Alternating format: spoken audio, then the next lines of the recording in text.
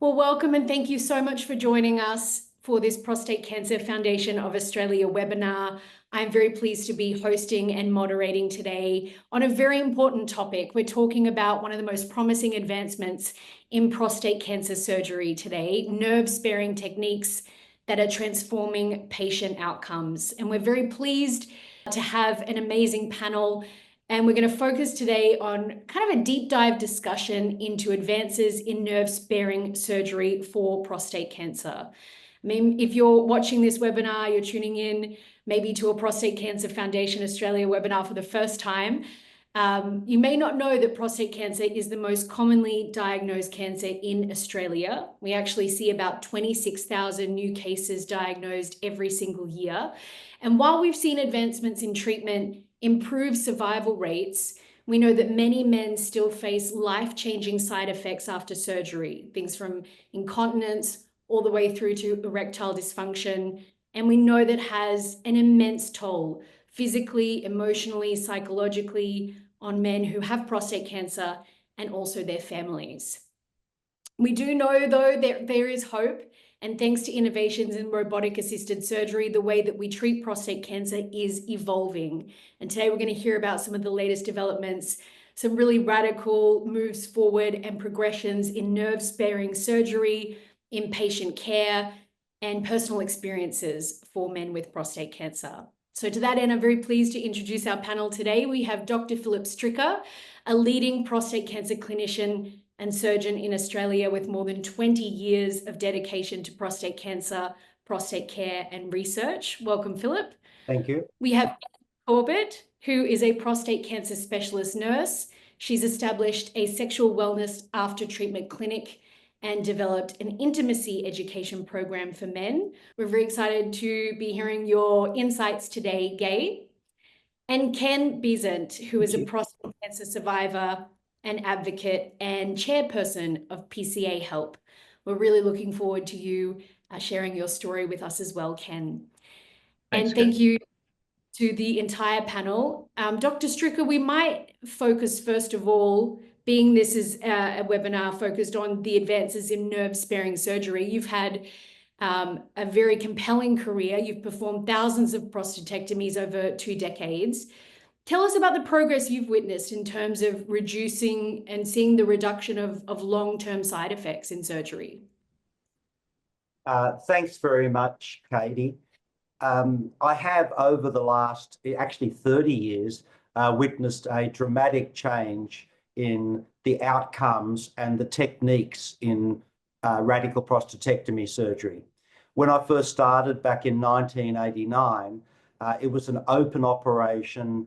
There was no understanding of the nerves. It was a bloodbath. There was no PSA. There was no imaging. There was no MRI, no PET scanning, and the outcomes were horrific. And everybody was impotent. Everybody was incontinent. And so I've watched the transformation of one of the landmark changes was the discovery of the nerves, which actually control erections. That was a big discovery at Johns Hopkins. And then the next big change was the techniques of preserving that at the Sloan Kettering as well as the Johns Hopkins. And this was all with open surgery. The next big change was using robotics or keyhole and laparoscopic surgery. So it didn't necessarily mean you got better results, but if you were skilled at using the technology, you had better vision and better dexterity in working to protect the nerves and also the urinary control mechanisms.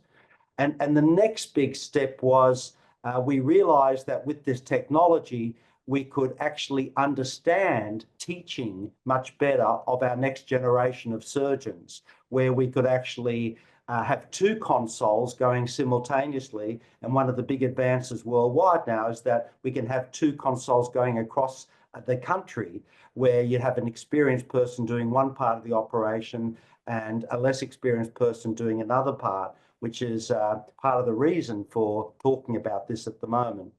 And if you can get the best in field trying to do the best techniques of nerve sparing, preserving and gentleness of the erectile nerves, you will get the best outcomes.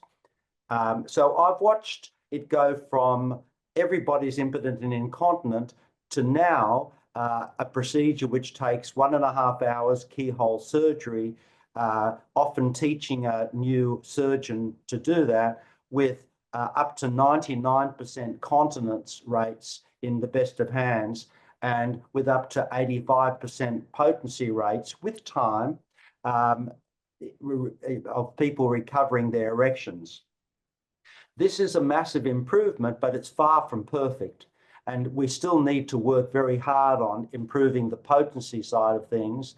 And it also means that we really need to work hard on surgeons knowing their outcomes and being passionate about improving their outcomes. And to that end, what we found is in Victoria and New South Wales in Australia, we now have registries where quality of life questions go to every patient that the surgeon allows the person to be interviewed.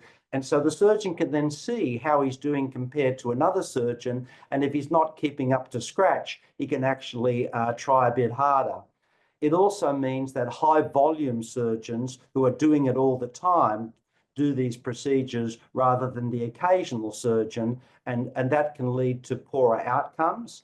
And it also means that newer techniques of surgery, such as Retzius sparing, one of the new Mani-Menon operations, can be evaluated properly to work out whether it really does help or not. And so in so many different areas, we're looking at trying to improve outcomes, knowing what your outcomes are, and then objectively looking to see how well the patients are actually doing. And I think that probably the most important thing is giving patients realistic expectations of their outcomes. And so rather than sort of talking it up, high volume surgeons and people who do this all the time give a very realistic expectation that, you know, the penis might be shorter. It might take 2 years for rehabilitation. The erection might not be quite as good as it used to be. You might need to use a tablet occasionally. Your intimacy may change in a way, and you need to address that type of thing. And so I think that whole team approach to avoids regret, because regret's what we don't want here. We want people to walk into this with an understanding and to know, and for surgeons to be honest with their outcomes. And I think we've moved to that level now. We're not perfect. We still need another 15–20% of potency improvement. But with people like Gay and with people like Ken around, you actually have a support network that can help people through this whole journey and get the maximum outcome. And with the best of surgeons and with some of the new techniques, we're sort of progressing, albeit slowly. Yeah, but I mean, you highlighted a lot of things that have happened, as you say, over the past 20–30 years that really are leaps forward in terms of this treatment and therefore patient outcomes. Perhaps we have people tuning in that are hearing about this, you know, in its infancy, sort of one of the first times that they've looked at surgery or they're considering it. What makes someone a good candidate, I guess, for nerve-sparing surgery? So this is even a moving field, even in this area, Katie. Nerve-sparing surgery simply means that you remove the prostate, but protect the whole bundle of 1 centimetre of tissue on either side of the prostate, called the neurovascular bundle, so that you maximize the chance that the brain can send a signal to the penis and get an erection. That's what the aim is, nerve-sparing surgery. Now, obviously, there's a constant balance between getting the cancer out and protecting that tissue. So if the cancer is close to the nerves, then there's all sorts of shades of grey, which experienced surgeons learn how to do. So let's say the tissue is 1 centimetre wide and the cancer is 1 millimetre out of the capsule. Well, it means that the surgeon has to go an extra millimetre wider. You lose 1 millimetre of the neurovascular bundle, but you don't lose the whole thing. And these shades of grey have been pioneered by Vip Patel over in Florida, and he's done 18,000 of these. And that understanding in high volume surgeons has resulted in still curing the cancer, but being able to maximize your potency.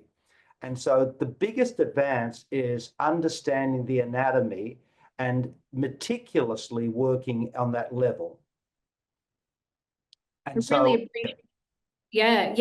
You know, this is a great opener to our conversation. I also appreciate the point that you made about the approach that surgeons need to have and the passion to improve in their work, but also to be focused on those outcomes. We'll come back to that. I want to bring Gay in at this point, because I see you nodding profusely through to a few of Phillip's points there. Tell us about, first of all, I guess, your background and what you've experienced in your field as a nurse, taking care of men who've experienced these issues and maybe have faced side effects after surgery and the impacts of surgery.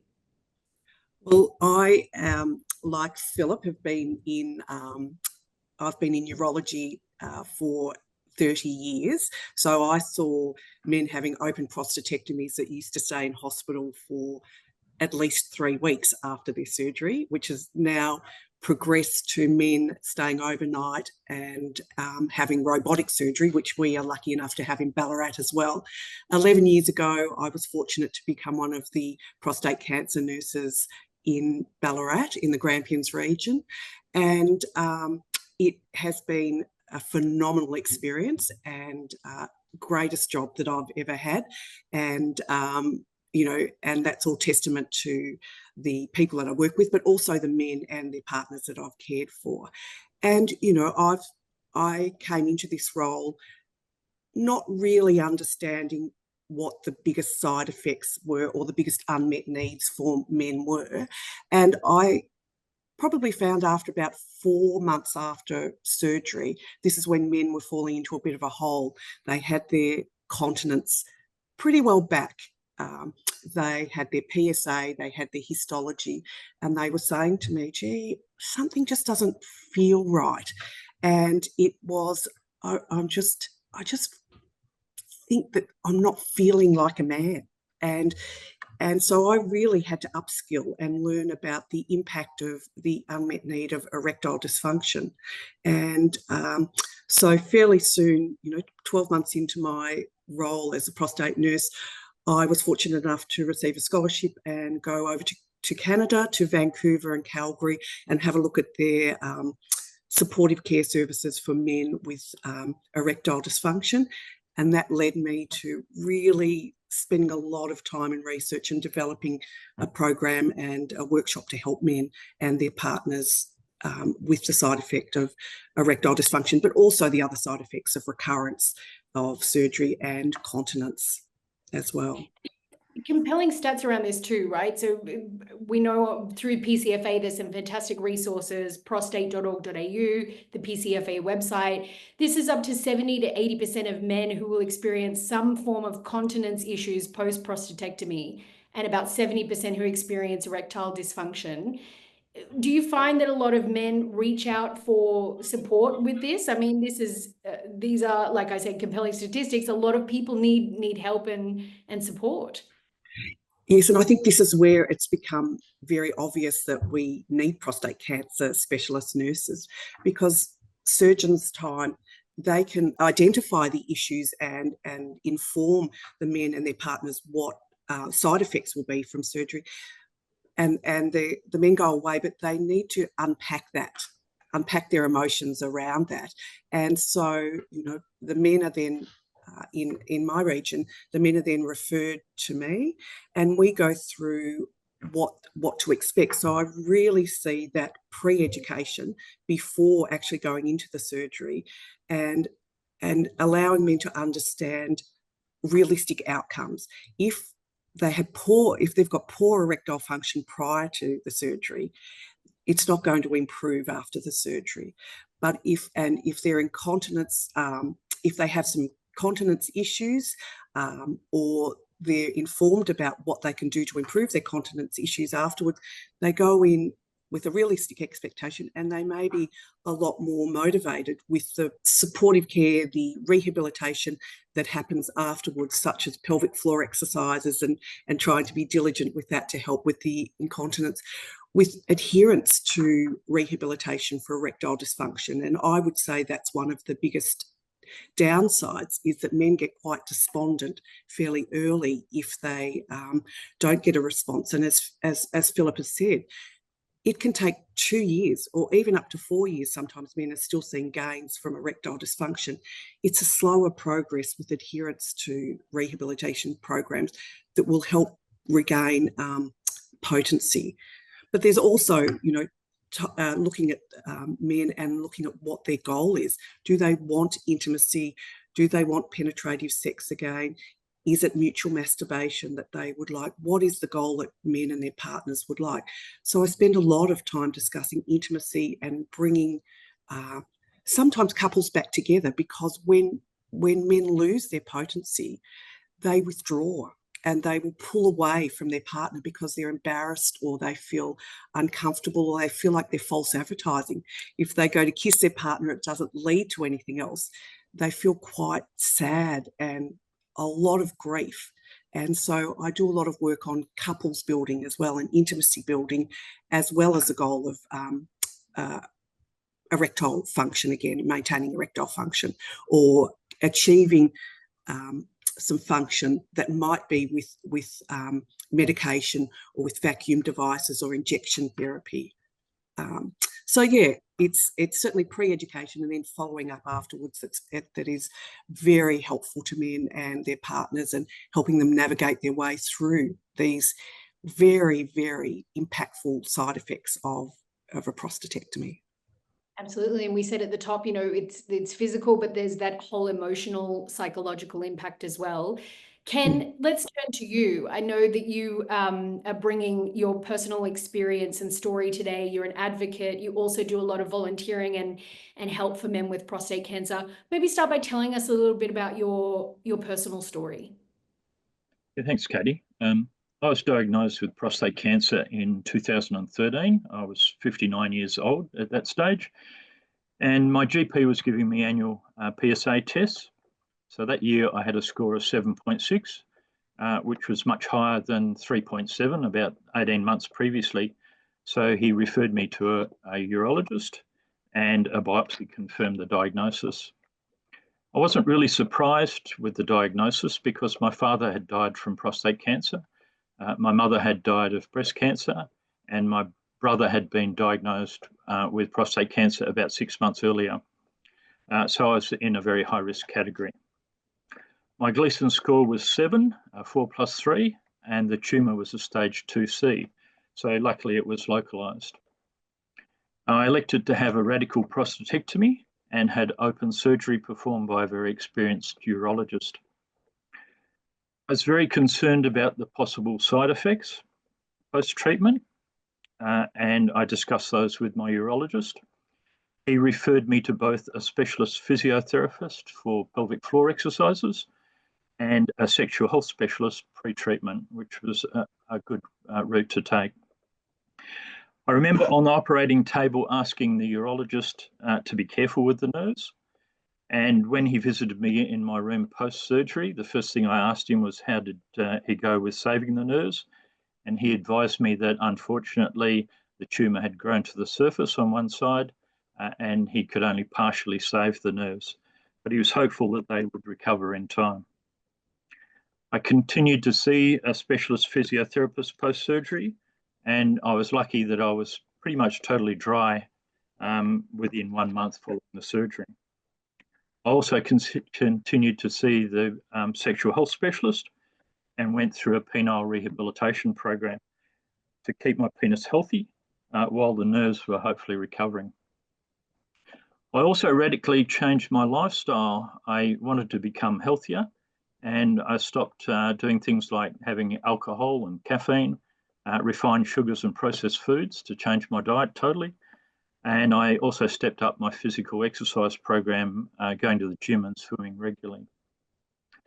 While I was back to good health relatively quickly post-surgery, erectile dysfunction was an ongoing concern. I was told originally that it would take 12 to 24 months to regain function. The good news is that now, over 11 years later, I'm still prostate cancer free. This is amazing news. And I mean, you've been through a lot just with the overview that you've given us. I guess my first question to you is advice to other men. If other men would be experiencing similar issues with their diagnosis, going through the surgery, the side effects, is there anything that comes front of mind from your experience that you would want to pass on as advice? Yeah, there's several things. The main piece of advice I would give to people is don't give up. There's always help out there for you. There's a solution that will help save your problems. It's just a matter of being persistent to find it. Seek out a good team of health professionals that can help you and do everything you're asked to do. Don't just think your problems will go away by themselves, because they certainly won't. And while my solution helped me eventually in the ED process, it was a last resort. And I'd tried a whole lot of other options before deciding what was right for me. However, everyone's different in their journey. We all have different problems. So what suits one person may certainly not suit another. My advice is to seek knowledge and advice, to talk to people who've been through what you're facing. There's lots of great programs out there that can help you. PCFA's Mates Connect program provides a really good option to allow you to talk to people who've been through what you're facing. And there's many excellent support groups out there who can help along the way as well. We mentioned too that you're an advocate for patient care. Are there changes that you would like to see in how men are supported during and after their treatment of prostate cancer? Yeah, sure. We've already seen some great advances since my surgery 11 years ago. But the biggest improvement that I've seen during that time is the introduction of the prostate cancer specialist nursing service. When I was diagnosed, there was only one nurse that could help in WA, and obviously she couldn't help everyone. So I didn't have access to that. But that's the first step we need, as well as PCFA's advisory and support services. All patients need to be advised of the possible side effects and mentored through that process. Often our urologists simply don't have the time to spend to talk extensively with patients. So the specialist nurses are there to fill that gap. Everyone should be referred to a prostate cancer specialist nurse and be made aware that support groups and other services are available. Our primary concern more recently has been the need not only to look at our physical health, but also our mental health. And I feel more counselling services are needed to help men during both their diagnosis and their recovery process, especially those who will experience anxiety and depression. And of course, there's a big gap that still exists between the private health system and the public health system, which we need to address as well. Absolutely. We thank you for your advice and pointing out those issues in terms of support and really treatment improvements for men.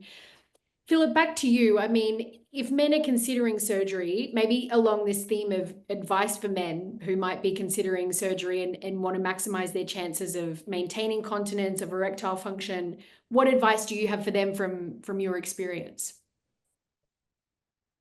I've been very fortunate. I've had a clinical nurse who's been with me now for 33 years. And so probably Jane Matthews, she gets all the presents at Christmas time. I don't get the presents, she does. And she's been completely invaluable.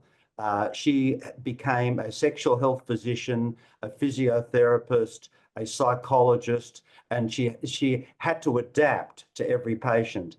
And so the biggest thing that I've learned over these years is that she and I are a team. I don't have the time, and I think everybody's made that point, to do everything that she does. But when I see a patient and they've decided that surgery is one of their decision, then they log in to see her for 2 hours, and preferably sometime before the surgery, just to talk about it And she talks a different language to the language that I talk. She talks about, you know, if your penis is like this, how will you feel? And she gets into the nitty-gritty of the details of how things might feel afterwards. And people start to trust her after 2 hours talking before the procedure. Sure, I send them to a pelvic floor physiotherapist as well, where I've seen that evolve too. Now the pelvic floor physiotherapists are brilliant, and they're good ones all over the country. In the days when I first started doing it, it was a physiotherapist who had no idea really about a male pelvic floor. So that's improved as well. And then Jane, and I'm sure Gay, and I'm sure Ken would attest to it, would then know that after the procedure, that's the starting day of the procedure. There's no question. I'll do my best to spare the nerves. The techniques have improved. I'll spare 90% of the nerve where previously they'd resect the whole thing, and the chances are better. But Jane calls them, and I'm sure Gay does, on a daily basis for the first 7 days, on a weekly basis after that. And the men feel supported in their journey. And that's a hard act to follow because, you know, the Prostate Cancer Foundation setting up the prostate cancer nurses has tried to address that. And they've done it better than probably anywhere in the world. And it's such a wonderful service now that people can access for free.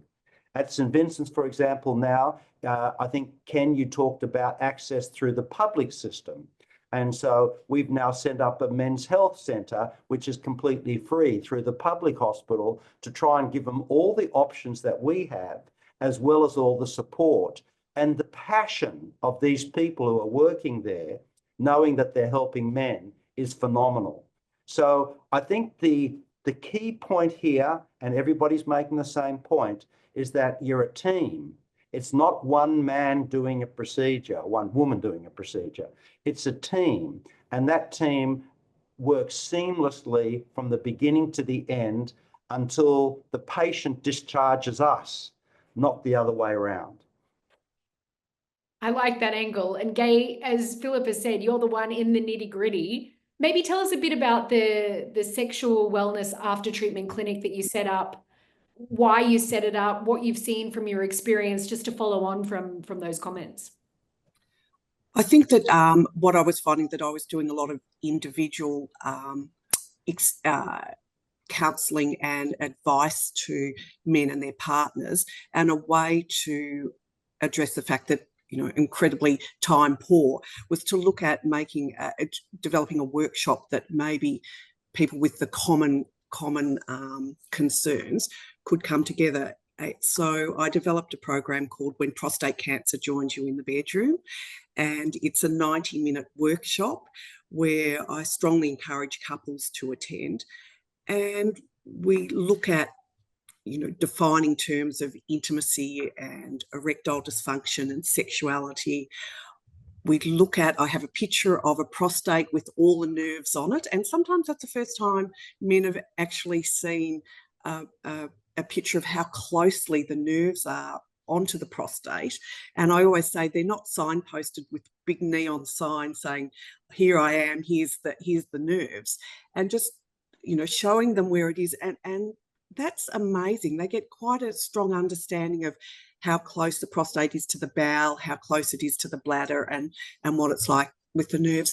And then we go through and address grief and loss, and the changing of the goalposts of intimacy.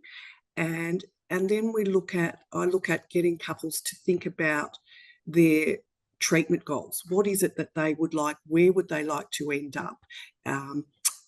What is it that they as a couple have decided on that they would like to go? And I often also validate men's feelings of, you know, maybe I'm not having penetrative sex anymore, but as a man, I would like to get my confidence back. And the biggest side effect of erectile dysfunction is men lose their confidence.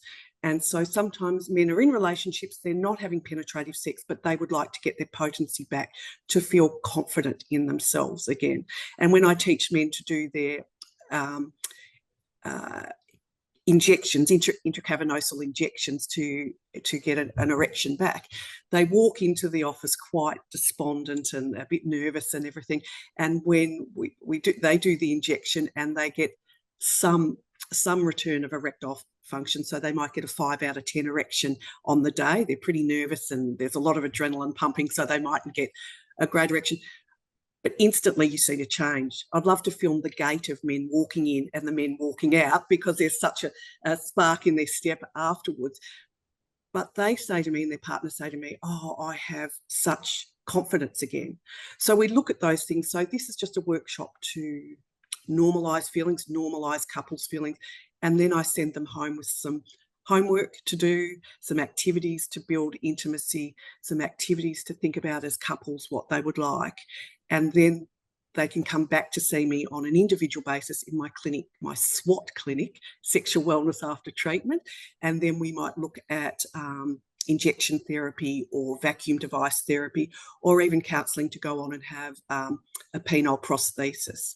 And in Ballarat, I'm in a unique position because I do see the public and the private patients.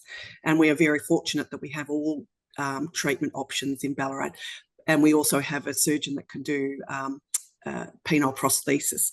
So, yeah, it is good for me because we have a great hospital with great continence physio, psychology, an extensive wellness program, and so I do feel, and the men report back to me, they are incredibly well supported. But this, when prostate cancer joined you in the bedroom, I'm about to do some research on that and see how effective that is and whether that could translate to other prostate cancer nurses in other regions. Currently, it's just in Ballarat, yes. So we look forward to hearing the results of that. And I love SWOT. I love the acronym. It's very catchy. Fantastic. And for you, I mean, we talked at the beginning about PCaHELP. I mean, you're using your story in this same theme of support to reach out to men and to make sure that they have a space to talk about these issues, to get help. Tell us about your experience there and the volunteers that you manage. Yeah, look, we talk to a lot of people in a lot of different settings about their journeys with erectile dysfunction in particular. And I think after speaking to somebody one-on-one, they have a much better idea of what their possible solutions are. They've seen that I've been through something, and I'm quite willing and open to share the most intimate parts of my journey with people. Most of them are very thankful for that process. A lot of them have put up with problems for a long time before they've decided to try and look for any other further solutions. And I think just taking the step to talk to someone who's been there and done that is a remarkable thing. A lot of them will come back to me after talking and say, look, they've taken my advice, they've gone down this pathway and they're very happy with the outcomes. A lot of them are looking to improve their relationships, and it's men who both have partners and are single who want to move on with their lives as well too. So it's a really powerful point to be able to talk to people and to share the knowledge. And it's not just me, there's a whole lot of people doing similar things around Australia who are happy to talk about their experiences. I'm very willing and know from my own experiences that the mental health problems that go along with erectile dysfunction are significant. And again, just talking to somebody and easing their fears is a remarkable thing and helps considerably. Yeah, I mean, it's a very brave thing to do too, because it's not easy to have those conversations.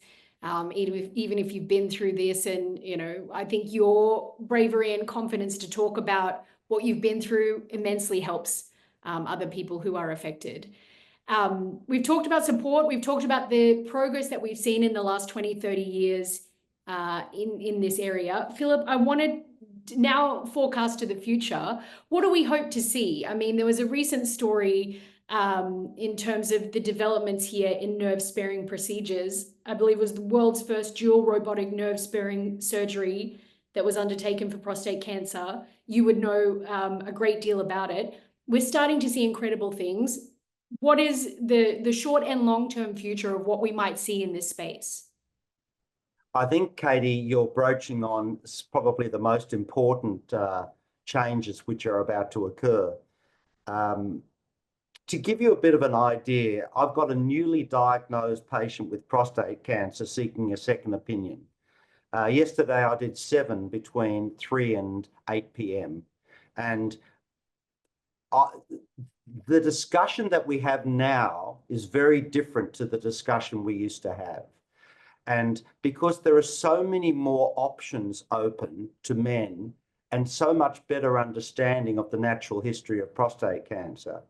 So a man might come in with a Gleason 7 cancer. The first thing he knows is that there's only a 3 to 4% chance of him dying of that cancer in 20 years' time.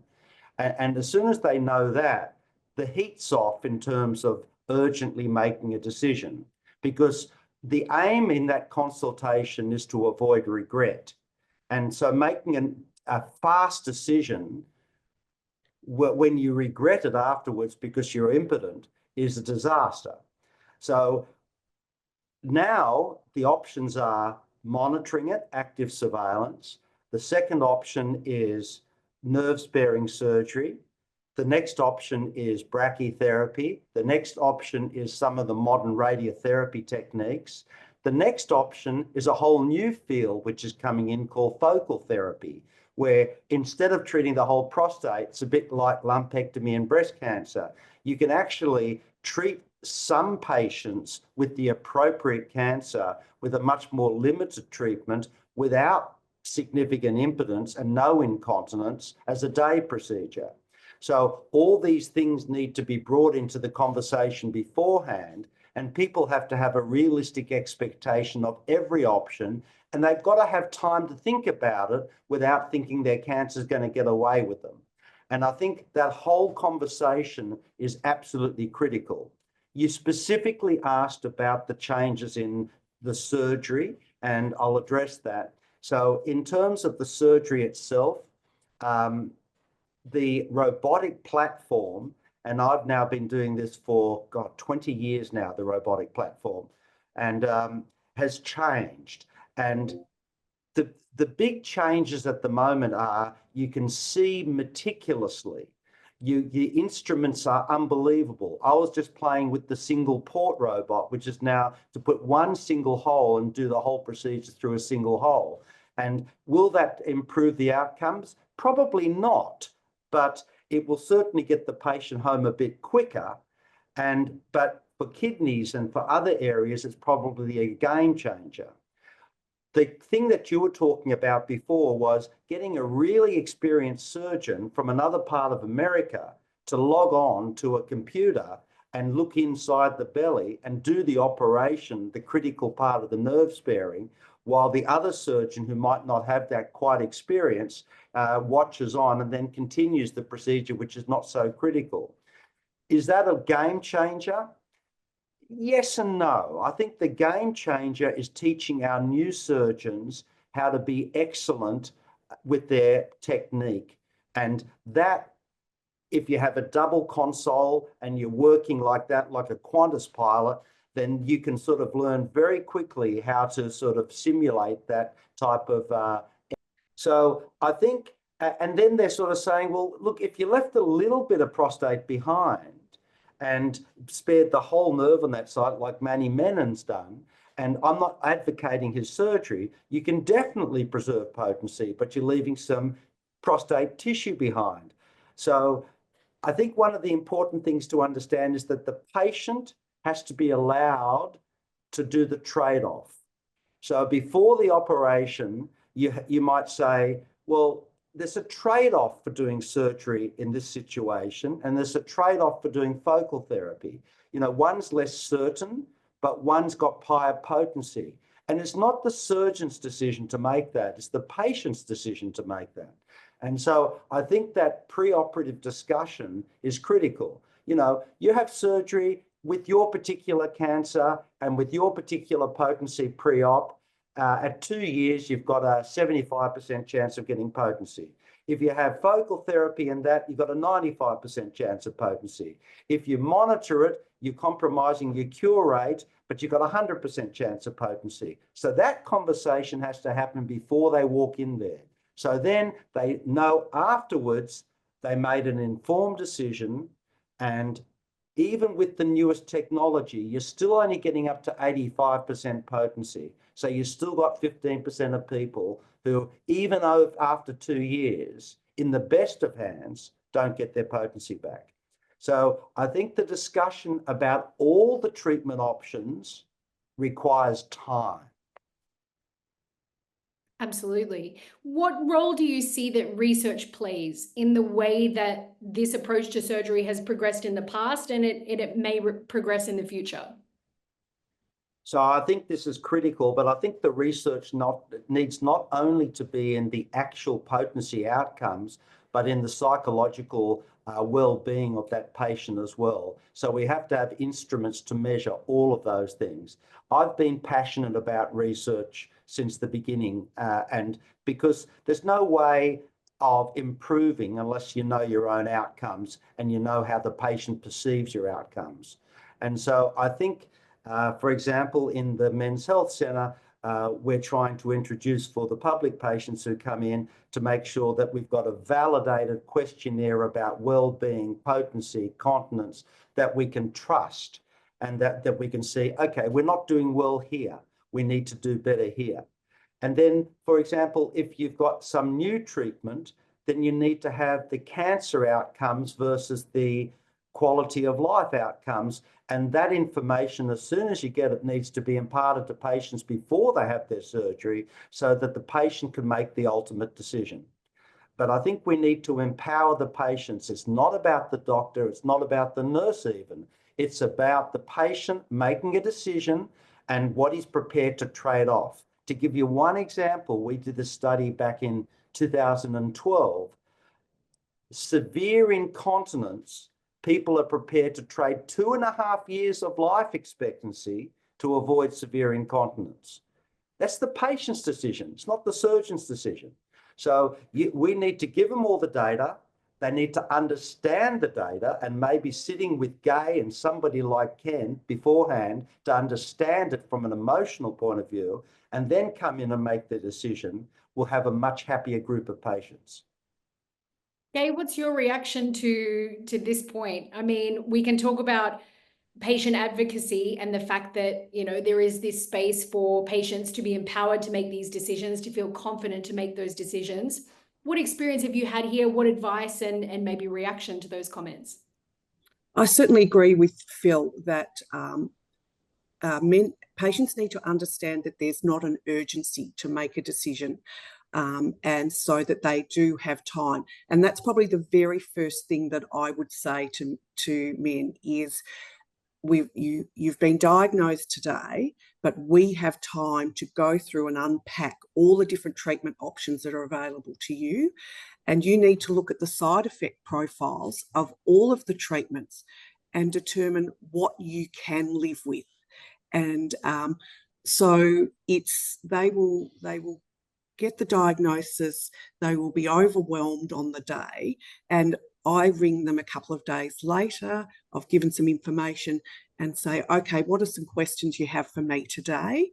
And let's look at what the side effect profile is. There is incontinence, there is the fear or the possibility of maybe some recurrence if you leave some prostate tissue behind. There is the erectile dysfunction. There is also things like time off work. Some people can't take time off work, so they will choose options. Or in my region, some people are having to travel 3 to 4 hours to have radiation treatment, which then requires them to stay in Ballarat for a month. So we look at all the impacts, but I agree with Phil, we need to give patients the agency and to make the decision, and with that comes the education. And that's where I see prostate cancer nurses and also the support groups that men have for all through Australia, and the Mates Connect are all incredibly important then for men to go and seek opinions or information from other people. Surgeons don't have the time, but they will give an overview of these are the possibilities of treatment that you can have. Go away, have a think about that, unpack that with other people, and come back, and we will go back over that. I see it does reduce treatment regret if people have time to go and process what it will look like, what the treatment will look like, what impact it will have on their life, and what commitment they will have to the recovery or to the rehabilitation programs afterwards. What does it take from me? What do I have to give to this to get a good outcome? And so, yes, I think we need to be putting in a lot of work beforehand, and I think that is happening. I see that happening, certainly, and from other prostate nurses, I hear that's what they see their role as well, is guiding men through this treatment decision period. Ken, in your experience, do you feel that perhaps you had a situation like Gay is mentioning, there's that overwhelm, you get a lot of information when you're diagnosed, or was that the case for you, and how did you approach it? In terms of, if there's somebody watching the webinar right now, listening on via podcast, who might be at that very beginning point and they just feel overloaded with information, they don't know even where to start to sort of process and make decisions. What's your experience, and do you have advice for someone listening who may be in that situation? Yeah, I think most men get a little bit confused because they've never been in a situation like this where they have to make a decision that affects their outcome so drastically. And a lot of them will read the research, they'll talk to the different specialists, but they'll still, and I was very concerned about, what's the best treatment option for me. At my stage, I was told I could have surgery or radiation. That was basically the two options that were provided to me. So I spoke to both specialists, but I still didn't really know what was the best solution for me. And we see this quite often at our support groups, that men come to the support group with the same questions. Why have I gone to a specialist and he's referred me to a whole pile of options? Why isn't someone making this decision for me? That's what they really want. And they need to understand the importance of making a decision for themselves, because it affects so many things in their life. So they need a little bit of help along the way. My initial reaction was to seek as much help as I could. And by going to a support group myself, I found what I needed and helped me considerably in making a decision of what the correct treatment option was for me, just by talking to people who had been through a similar experience. So we've talked about a lot of advances in surgery, advances in support. Phillip, maybe as a final remark, I want to just touch on the point we started with, which was your passion for surgeons in this field. If there are surgeons on that side listening, healthcare professionals, people in this field, what would your message be to them in terms of the work that they do and the developments and future forecasting and progress we might see? I think my message would be fairly clear, which is don't accept what is here now will be here tomorrow. And I think you need to understand that you constantly need to work to improve it. And I've been involved in innovation over many, many years. And every time I start it, I'm looked at as an idiot and somebody who's lost the plot. And then eventually things change again, and everybody says, oh yeah, that's a good idea. And that really boils down to listening to your patient. If patients come to a talk that you're giving and are heckling you and they're saying, Phil, why the hell are you just always doing just surgery on these people? Give me the evidence of what you're doing bad and what you're doing good. Listen to them and then try and improve it. And if it means looking at your outcomes, going to another surgeon, improving your technique, if it means including another treatment option such as focal therapy in your options, if it means better counselling, then be honest with yourself and try and improve your outcomes by either changing what we have now so that the future is better for men. You know, I've watched it over 30 years and all the innovations gradually improve it, but we're not there yet. And it might be that a friend of mine's developing a new treatment that completely knocks out surgery. Great, embrace it. Don't be scared of it. And sort of be the person who's on the front foot trying to sort of say, okay, this new Lumitron treatment or whatever it is that's coming in, embrace it. And, you know, Star Wars, you know, they used to pop them into a machine, suddenly their arms fixed up and they walk out and they're all better. You know, that's what the future is. The future isn't surgery. The future is something that we haven't even thought of yet. So embrace it and listen to our patients. Embrace it, listen to our patients. Gay, do you have a final word for viewers and listeners? Certainly for men out there, there is support. As prostate cancer specialist nurses, we see you and we hear you, and we're there to support you, and we are your advocate. We're not the doctor's advocate. We're not the health services advocate. We are the men and their partners advocate. Please reach out to the prostate cancer nurses. We will work with you to achieve the best outcome for you. And I think seeking information, as Ken has said, seeking support, being improving your health literacy around what you're going to, the procedures that you're going to have, will lead to the best outcomes. But please use the services that are there, ask questions, delay treatment until you're happy, if that's allowed, until you've made that decision, and then you go in fully aware and able to, you know, discuss and manage and have a plan for the side effects and whatever deficits after the surgery. But know that we're here as the prostate cancer specialist nurses. I love that. And Ken, our last message from you to anyone listening and watching. Yeah, I encourage people to seek out knowledge and gather as a very good team of health professionals to help them on their journey. And don't be afraid to ask for help and support if needed. A lot of men think that they're going through this alone, and they certainly aren't. Talk with your partners, with your friends. There's a huge amount of help out there for you. Just reach out for it. It has been an insightful and a very inspiring and uplifting conversation. Thank you, Phillip. Thank you, Gay. Thank you, Ken, for all of your expertise and insights. If you've been following along via video or listening on audio, you can check out more details of each of our panelists, find out where to follow them, more information about them in our summary and links in the description. You can also find out more details about surgery, diagnosis of prostate cancer, support, awareness, research, everything you need to know at prostate.org.au or the PCFA website. Thank you again to our panelists. Thank you for tuning in, and we'll see you next time.